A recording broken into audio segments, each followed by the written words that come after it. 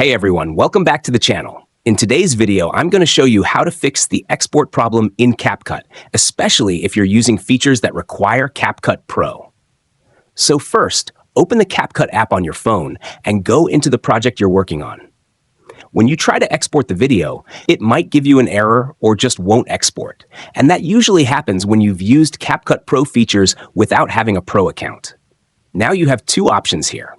You can either buy CapCut Pro directly through the app or connect a TikTok account that already has CapCut Pro access. In my case, I got a TikTok ID from someone who already had CapCut Pro. So I went to my CapCut profile, tapped on CapCut Pro, and from the menu, selected the option to link through TikTok. Once I scanned the QR code and logged in with the TikTok account, it automatically connected to CapCut Pro. After that, I reopened my project, hit export, and it worked perfectly. So if you're stuck with export issues in CapCut, it might just be a Pro feature block. Use this method and you should be good to go. If this helped you out, make sure to like the video, subscribe to the channel, and drop a comment if you have any questions. See you in the next one.